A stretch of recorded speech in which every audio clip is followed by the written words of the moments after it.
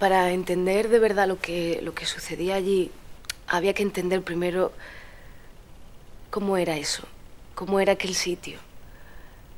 El olor, la humedad que hacía todo el tiempo, el olor del humo de la madera, del pescado, cómo era todo. El frío que hacía, lo plano que era todo y sobre todo lo aislado que estábamos de todo el mundo. Entonces la colonia estaba a la orilla de un río, encima de las montañas. Arriba del pueblo se veía en la distancia la represa, pero allí no iba nunca nadie. En realidad el pueblo era muy pequeño, se podía atravesarlo así como en 5 minutos. Las cosas esenciales, el bar, la tienda, la fábrica de enlatados de pescados, que entonces funcionaba todavía. Es que era como una única calle, larga, con casa, un puerto, así como abandonado. Bueno, el río traía hacia el mar la madera que estaba arriba en los bosques. Y también en los bosques habían minerales. Y entonces bajaban para las fundiciones de los metales. No venía mucha gente por allí. Ese año el invierno fue más duro que ningún año. Llovió muchísimo, hubo mucho hielo. Había hielo y barro alternativamente. Llovió como nunca había llovido antes. Nosotros nunca habíamos visto una inundación así, nunca. Fue el hielo, cuando se derritió, fue lo que provocó toda la inundación. El río bajaba y crecía. Nunca habíamos visto algo así. El agua entraba por todas las casas, por todas. Empezó a inundarse todo, los niños empezaron a morirse y el agua te llegaba casi hasta por la cintura.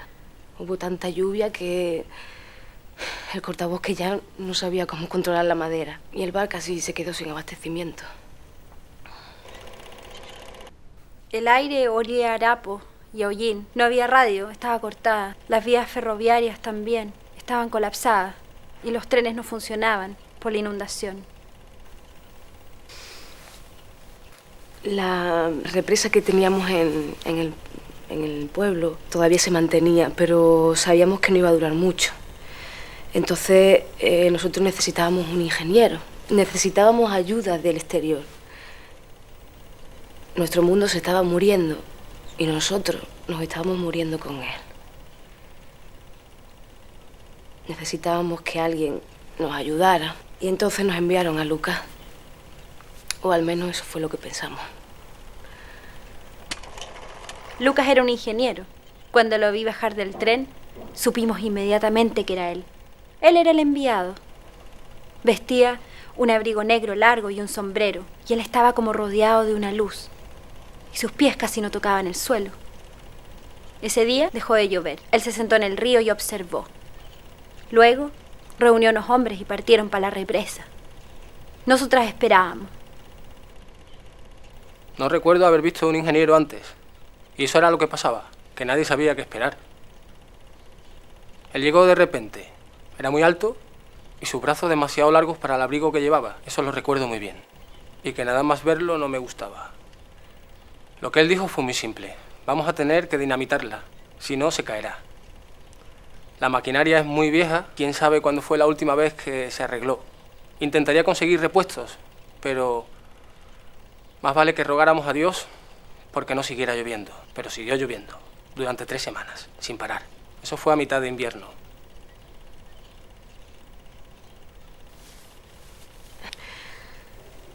En mi mente lo tengo como cuando lo vi la primera vez. Estaba sentado en el muelle, mirando el agua. Tenía una mochila de cuero en la espalda. Y yo desde lejos parecía como si tuviera 2 alas. Fue eso lo que a mí de repente se me pasó por la cabeza que era como un diablo o algo así. No debería decir estas cosas ahora, pero eso fue lo que pensé. Él estaba muy quieto, fumaba mirando el agua. Me acerqué y entonces él levantó la vista, me preguntó que de dónde venía. Y en ese momento sentí como si él supiera leer mis pensamientos, como si supiera todo lo que yo pensaba, como si me conociera. Y sentí mucho miedo. A mí nunca me habían mirado así. Nunca me habían mirado así, como si me estuviera examinando. Es una sensación muy rara, no lo puedo contar. Pero él estaba allí desde hace unos días. Yo sentía que las cosas estaban cambiando en el pueblo, que algo estaba pasando. No sé, la gente lo escuchaba cuando él decía que la represa se iba a derrumbar. Yo soy la de la foto, la que casi se ahogó. Pensé que todos sabían. No hay nada más que decir, ya se ha dicho todo. Él vino y se fue. Y si quieren saber, eso me pone contenta. Les voy a contar solo porque me lo han pedido, porque no quiero recordar. No fue nuestra culpa. Además, no hay nada que decir. Incluso si pudiera mostrarles, ustedes no entenderían. Ustedes han visto las fotos. Lean la historia. Como ya le he dicho, yo nunca había visto antes a un ingeniero. Yo creía que era un hombre de negocio. Y le dije, usted es un hombre de negocio, ¿no? Y él me dijo que no lo era. Igual estaría equivocado. Pero yo lo había visto. Lo supe cuando lo vi. Supe que lo había visto. Pero él me juró que no lo era. Yo le conocí en un congreso de hostelería. Él era un vendedor ambulante de sistemas de seguridad. Pero me juró que no lo era. Igual me confundí. Y no lo era. Él me recordaba a muchas personas. Eso sí, a muchas personas. Pescado. Yo destripo pescado para vivir. Antes trabajaba en una fábrica, limpiando máquinas. Creo que le pregunté a qué se dedicaba o algo así, porque yo realmente estaba muy curiosa. Nadie sabía nada, nadie había preguntado nada, no sabían cómo había llegado allí. Y yo sí lo sabía. No me preguntes cómo, pero lo sabía. Nadie sabía cómo había llegado allí, cuando todas las líneas de tren habían sido cortadas. Es algo increíble, ¿no? Pero todo encaja perfectamente. Lucas fue la respuesta a nuestras plegarias. Nadie lo ha dicho, pero todo el mundo lo sabía. Todo el mundo lo estaba esperando. No sé. Yo me acuerdo que para mí fue un gran alivio. Tenía mucha curiosidad, pero cuando lo he visto después, no sé. Casi me ha hecho a reír. Él tenía un maletín con muchos papeles. También llevaba anteojos. Era así muy alto, delgado y sucio. Estaba como sudado, pegajoso. Era un hombre delgado, pálido y de apariencia sudorosa. Pero él sabía cómo hablar. Él se ponía a hablarte y te olvidabas de todo. Te quedabas callado y lo escuchabas. Yo no sé por qué, pero siempre le creía. Yo me creía todo lo que él decía. Me lo creía antes y después. Él siempre estaba contándome de los sitios donde había estado, los lugares que había conocido, pero eso me lo contó más tarde. Por esa época yo estaba muy sola y... bueno, uno de repente a veces hace esas cosas, ¿no? Se pone a hablar con extraños. Y eso fue lo que hice. Hablé con él, necesitaba hablar con alguien y él sabía escuchar. Él escuchaba todo lo que yo decía. Entonces él empezó a contarme los viajes que había hecho, los océanos que había cruzado, las cosas que había visto, como si hubiera vivido otra vida, como si hubiera vivido una vida que yo nunca hubiera podido tener.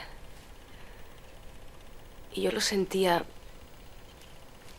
como una promesa que tenía que llegar más allá. Yo le conté que tuve un niño, le conté cómo se murió y le conté cómo llegué hasta aquí. Él siempre me escuchaba. Me escuchaba en la oscuridad.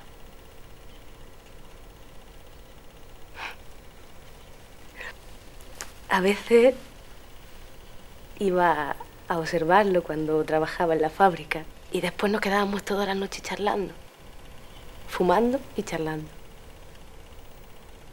Él tenía unos dedos largos y fríos. Entonces en esas noches me contaba todas sus batallas, las guerras que había luchado, explosiones, de todo.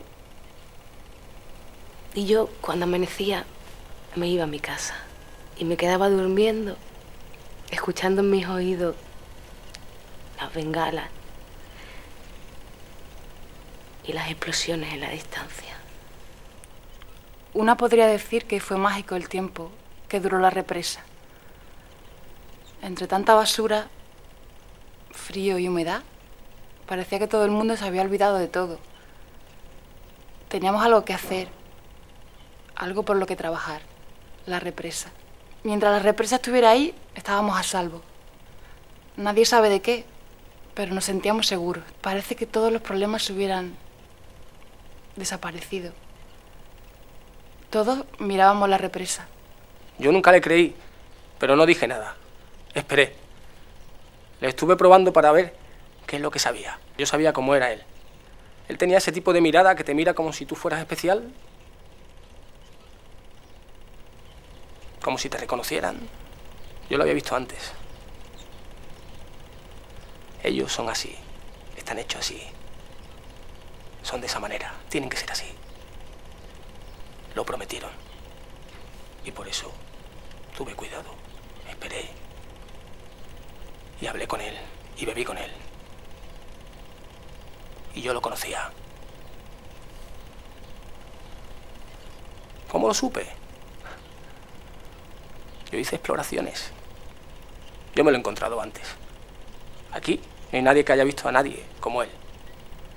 Pero yo no he vivido aquí durante toda mi vida. Yo llegué aquí hace 5 años. Lo que pasa es que soy reservado. Y no le he contado a nadie en los sitios donde he estado. Pero he estado en colonias, en prisiones, y yo me lo he encontrado antes. Lo conocía. Todos fantaseaban con él. Así que no pudo conocerme. Y si lo hizo, no lo dijo. Me miraba como si lo supiera. ¿Cómo llegó aquí? ¿Se escapó? Él era perfecto. Para entender la historia hay que saber que era atractivo para todo el mundo. Era alto y delgado. Era un hombre. Pero se comportaba como un niño. Y ellos hacen este tipo de cosas. Tiene sentido. Él quería morir. Yo lo sabía. Él no lo dijo, pero yo lo sabía. Quería morir. Y ahora que recuerdo la historia, yo sé que tuve esa percepción. Entonces, yo fui el que lo encontró después. Yo no sé quién era, pero ingeniero no era. No hizo ningún trabajo de ingeniería. Él lo único que hacía era investigar y subir a la represa. Tenía muchos papeles. Él esperaba como todo el mundo. Decía que esperaba una respuesta. No éramos muchos entonces. Después ellos trajeron niños, pero antes éramos muy pocos. Todavía funcionaba la fábrica de enlatados de pescado y Lidia trabajaba allí. Siempre trabajaba allí. Y hablaba mucho con Lucas. Estaba sola. Tenía un hijo que murió de un virus, pero nunca se descubrió qué virus. Y cuando ella llegó estaba muy sola, muy sola. Fue la noche del 30 de enero. La semana anterior, el agua había inundado la tierra río arriba y ya se encaminaba hacia el pueblo como un torrente de barro y hielo. Justo antes que el agua llegara al pueblo, la represa fue dinamitada. Fue salvada la vida del pueblo y de todos nosotros también. El evento fue muy extraño. No fue como una muralla negra, aunque hubiera podido serlo. Pero todo sucedió muy lentamente y al mismo tiempo de una forma loca, caótica. Es que el peligro estaba allí, a mano, y el agua iba creciendo en una noche sin luna y en un lugar lejos, lejos de toda ayuda. El pueblo estaba en una planicie, en las faldas de una pequeña montaña. La casa era de un piso hecho de zinc. Al segundo día, el agua cubrió los techos y ya se veían las caravanas que el río se llevaba hacia el mar.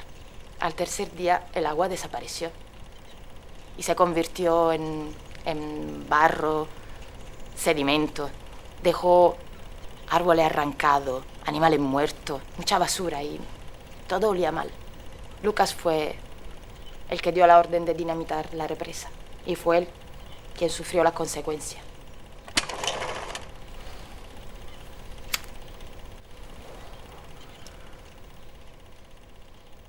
Yo era el dueño del bar. Vi lo que sucedió desde la primera noche hasta que él salió. Hasta que él se fue. Hombre, con esto no quiero decir que no tenga razón la gente. No me gustaría decir eso. Pero en realidad, cuando miras la historia, ve que todos son opiniones. Que no sucedió nada. Que nada tenía sentido. Después de la inundación nos hicieron mudarnos, pero la represa no fue rehecha. Tuvimos que desmantelar las casas y la metieron en camiones y se removió el agua de la torre. De ahí viene la fotografía donde estamos todos a punto de irnos. Ferm al frente. Escuché que le salvó la vida, que vio su vestido en el agua flotando y le salvó la vida. Pero a ella tampoco le gustaba. Todas las cosas que se dijeron después las he intentado olvidar, pero a él no puedo olvidarlo. Él la sacó del agua. Su vestido se movía en el agua y él se agachó para besarla, mientras nosotros recogíamos todo lo que se movía. Yo no sé de dónde venía. Era basura y después todo lo demás era una pesadilla. Yo estaba en mi casa y de pronto el agua entraba por debajo de las puertas y sentía como poco a poco iba ocupándolo todo el agua. Todo empezaba a flotar y no sabía cómo salir, dónde ir. Y pensé en mi niño, ¿no? Mi niño dormía, tenía que ir a por él, cogerlo en mis brazos y subir lo más arriba que pudiera. Arriba el agua empezó a entrar muy fuerte y no nos dejaba subir. Y yo, no sé, luchaba por salir de allí y no sé cómo pasó. Creo que al final algo sucedió que también los dos flotamos. Y ahora estoy aquí y lo puedo contar. Todo comenzó con Max. Max era un niño que no tenía mamá, aunque eso a ustedes no les parezca muy extraño. Esa noche, Max soñó con ella, o si no lo hizo, la vio. Había estado trabajando durante noches con Lucas, rescatando a la gente, sacando botes, basura y otras cosas. Él también tenía fiebre, no paraba de repetir: yo vi a mi mamá en la inundación, la vi y la di vuelta. Así. Esa noche llegó al bar gritando, estaba borracho y ahí nos dimos cuenta de que había visto a su madre. Su papá vivía fuera del pueblo, tenía una caravana, unos perros y algunas otras cosas, y trabajaba como pescador esporádicamente. A veces parecían una familia feliz. Antes habían vivido en el pueblo con la mamá. Ella había cometido suicidio años atrás, cuando Max era pequeño. Pero Max seguía insistiendo que la noche de la inundación la había visto. ¿Quién sabe? Nunca vamos a saber si la vio o soñó. Cuando la encontré, se me paró el corazón. Estaba tibia y respiraba. Yo la escuché llamándome. Había agua por todo sitio. El agua me llegaba casi por la cintura y no veía nada.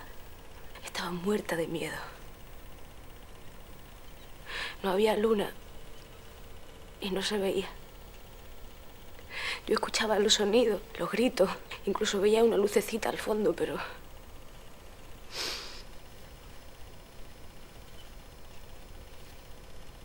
entonces lo vi.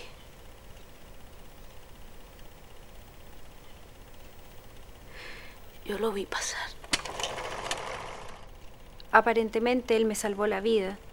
Me resbalé y él vio mi vestido flotando en el agua. Max lo vio. No fue tan impresionante. No hubo una muralla negra de agua ni olas enormes. Solo la inundación y el agua subía rápidamente. Después vino Lucas y nos contó lo que había sucedido. La represa se había empezado a requebrajar y la tuvo que dinamitar para evitar la ola. Nosotros estábamos todos esperando. El pueblo estaba en la orilla, en una planicie. Lucas organizó todo, las linternas, los botes. Trabajaron durante noches, pero al día siguiente las cosas no parecían haber mejorado. Continuaba lloviendo y el agua seguía subiendo. El bar estaba más lejos, arriba en una cima, y ahí hicimos nuestro centro de operaciones, y Lucas llamaba para informarnos sobre lo que estaba pasando. No fue hasta 3 o 4 días más tarde cuando nos dimos cuenta de que algo malo estaba sucediendo. Había poca luz, aunque nunca tuvimos demasiada luz en ese lugar. Pero todo comenzó con Max. Ella era una perra. Era una perra conmigo y con mi padre. Tenía un amante. Un amante que era un vendedor ambulante. Un día mi padre no la encontraba y movió cielo y tierra para buscarla. Y la encontró en un hotel. Se la llevó a casa y allí le dio una paliza. Es un poco estúpido, pero él se quedó allí. Al poco tiempo fue mi padre a trabajar y cuando volvió la encontró con una nota en el pullover en la que decía: agárrame ahora si puedes, hijo de puta. Se había pegado un tiro. Poco después, cuando lo de la inundación, yo la vi con el mismo pullover que cuando yo era chico, con el mismo color de labios. Estaba con él, estaba con su pelo enredado en el pelo de él y sus brazos agarrados. Él tenía un bigote que yo odiaba. Yo no sé lo que le veía en el bigote.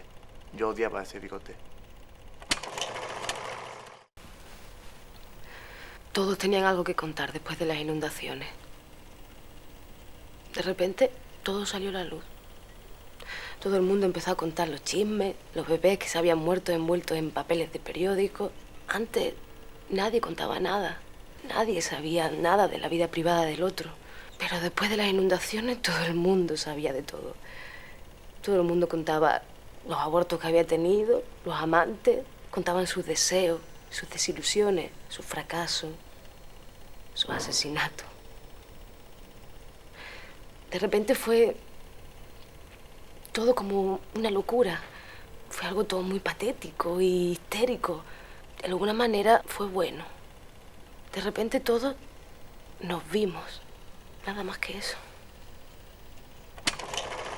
Vi al comisario Peña cojeando bajando por la colina. Cojeaba porque le faltaba un pie. Se había disparado por error, mientras intentaba separar a 2 perros que estaban peleando. Las calles estaban muy resbalosas y el pueblo era un caos. Lucas estaba en cama, con fiebre. Había trabajado 3 días con sus 3 noches. Estaba todo destrozado. Había animales muertos por todos sitios, pedazos de casas, ropas, camiones dado la vuelta, maderas inflamadas por todas partes de tanta agua. Las máquinas de la fábrica estaban inundadas y había cajas de pescado podrido por todo el barrio. El comisario llegó al bar con Max y estaban muy borrachos y muy enfadados. Nadie sabía por qué estaban enfadados.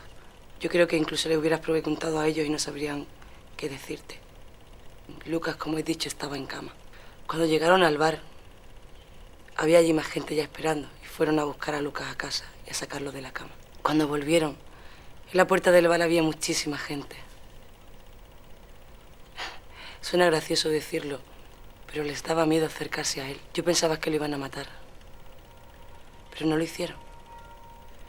Le decía a Rudy que hiciese algo para intentar salvarle, pero no hacían nada. Todo el mundo estaba mirando, como si estuvieran esperando que ese momento... Se podía sentir como el aire se tornaba ácido. Y Lucas había estado en el centro de la tormenta y se había desatado alrededor de él. ¿Cómo podía ser culpable, Lucas? No había ninguna razón, solo la ceguera. Lucas solamente vino a ayudarnos a todos. Era lo único que quería. Ayudarnos. Pero nadie lo quiso ver. Todo el mundo le echaba la culpa de todo.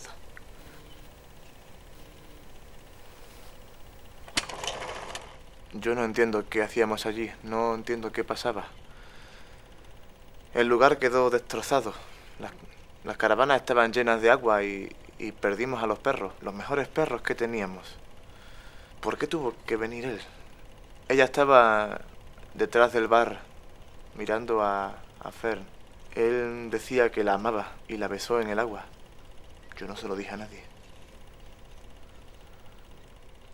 Ella miraba al comisario y no intentó detenerlos. Ella lo odiaba. Él dormía con ellos. Yo pensé que lo matarían, pero al final no tuvieron que hacerlo. Él se mató, al menos eso es lo que cuentan. Yo no sé, a veces creo que no sé nada.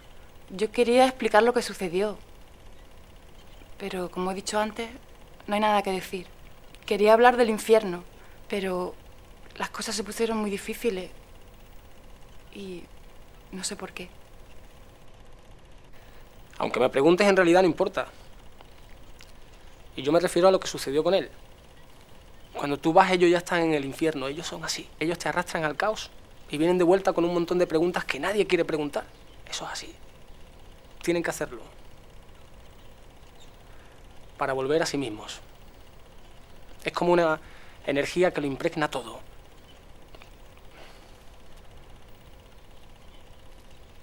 Yo podía haber hablado con él y haberle dicho todo lo que sabía. A veces lo miraba. Incluso hubo un momento que le estaban golpeando y estaba ensangrentado. Y le dijeron, ¿qué es lo que quieres? Y él dijo que quería vivir. Debe ser terrible necesitar volver con el tiempo. Pero ellos no sabían nada. Y de lo que recordaban, ni siquiera podían encajarlo. Yo vi todo lo que pasó. Cuando él volvió la cara, me miró. Iba corriendo muy deprisa. Estaba todo lleno de hielo y de barro. Y él llevaba las muñecas ensangrentadas. Iba corriendo muy deprisa. Y cayéndose y levantándose. Entonces de repente se agarró a un árbol. Y se rompió una rama. Él llevaba la rama en la mano. Y la rama estaba seca. Pero de repente la rama empezó a florecer. Y él seguía corriendo y corriendo. Corriendo por las calles. Después llegó a los campos y seguía con la rama en la mano. Como si fuera la puerta de otro mundo. Yo lo vi en la distancia y parecía como un pequeño bufón, como un pequeño diablo. De repente todo se puso en sombra y un pájaro se apoyó en su cabeza y él seguía manteniendo la rama en la otra mano, como si fuera una aureola, hasta que siguió corriendo y desapareció de mi vista. Pensé en su beso, en la manera en que me abrazaba debajo de la sábana, apretándome la espalda. Recuerdo sus pies fríos y largos, el olor de su piel, sus muñecas frágiles. Recuerdo cómo le acariciaba la cabeza. Y pensé en todo ese tiempo, en el ahogo. Vi en lo extraño que había sido todo. Y después me fui a la fábrica a seguir limpiando las máquinas. Ellos lo echaron del pueblo. Yo creo que podemos decir que fuimos nosotros que lo matamos. Por lo menos, la última vez que yo lo vi, estaba muerto. Creo que lo lincharon. Yo no sé cómo pasó, pero empezaron a culparlo de que los cultivos se habían echado a perder, los niños habían muerto, los animales se habían enfermado. Pero Lucas todavía no estaba en la colonia cuando todo esto pasó. Y ellos lo culparon. Lo culparon igual. Cuando lo encontré, estaba agarrotado, sus manos agarrotadas sobre su cara. Parecía como si le hubieran dado un susto e intentara parar la que le iba a venir encima.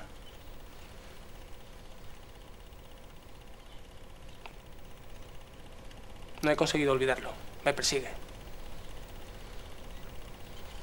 La inundación no me importó. Yo vivía en un ático y dormí. 3 días estuve durmiendo. Me levanté porque vi el traje junto a la cama flotando. Esperé a que el agua se fuera, bajé, saqué las botellas.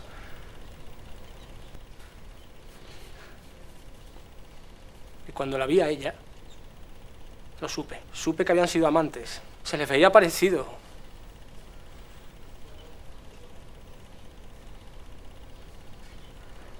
No sé qué es lo que ella le dijo. Tampoco sé qué es lo que ella sabía. Pero lo odio. Lo odio más que a nadie, lo odio.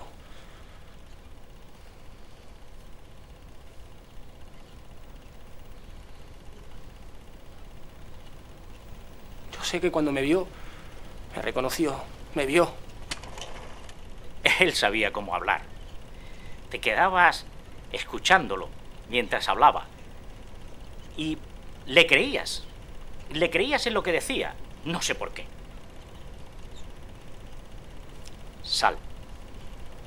Fue un misterio completo. Conchitas en sus bolsillos, sal en sus pulmones. Yo hice la autopsia después que lo encontraron. Él había muerto ahogado o por un golpe en la cabeza. No hubo sospechosos. Fue una caída. Era un hombre enfermo, muy enfermo. Me di cuenta cuando lo examiné. Había estado sufriendo de fiebres todo el tiempo mientras estuvo en el pueblo. Siempre tuve la impresión de que planeaba algo. Historias, mapas, planos. De alguna manera, creo que su muerte nos limpió. Todos nos fuimos. Existe esa famosa fotografía de nosotros con las casas en los camiones, como pioneros de una tierra en algún siglo anterior. Aunque creo que sabíamos que no había un futuro real, todos esperábamos. Lucas significaba que no teníamos que hacer preguntas. ¿Por qué los repuestos nunca fueron enviados? ¿Por qué nuestros hijos no sobrevivían? ¿Por qué está siempre oscuro? ¿Por qué estuvimos esperando todo un año? Una pregunta más en la Tierra. Pero en la colonia, donde tantas cosas suceden por necesidad y donde hay tan poca esperanza, nadie se preguntó quién había enviado a Lucas o qué era él. Necesitábamos creerle. Eso fue todo. Luego tuve un sueño con él. Estábamos los dos sentados sobre un acantilado, mirando el mar, que era muy azul y muy claro. Y en ese momento me sentía muy feliz. Y tuve la necesidad de contárselo. Entonces lo miré, su cabeza estaba apoyada en mi hombro. Y él era un anciano. Lo miré y entonces descubrí que estaba herido, estaba empapado en sangre. Y en ese momento era la persona que más me importaba en la vida, pero al mismo tiempo sentía que lo había traicionado. No sé, estaba deseando salvarlo, pero sabía que no podía. Entonces él me miró, abrió sus brazos, como si fueran dos alas sin plumas, y saltó. Y cuando estaba saltando, él lo vio todo. Vio la creación de la tierra, vio sus peleas con Dios, la creación del paraíso. Pero era muy extraño porque él se había convertido en un anciano. Él se había convertido en un anciano que estaba en un hospital. El hombre había entrado en el cuerpo de un anciano. Y en ese momento se sintió responsable de todo lo que pasaba en el mundo. Quiso llorar, pero no podía. Pensó que había amado y que había perdido. Después quiso contárselo a la enfermera, pero ella quería irse a su casa. El hospital entonces estaba en llamas. Y después se tiró al agua y se ahogó.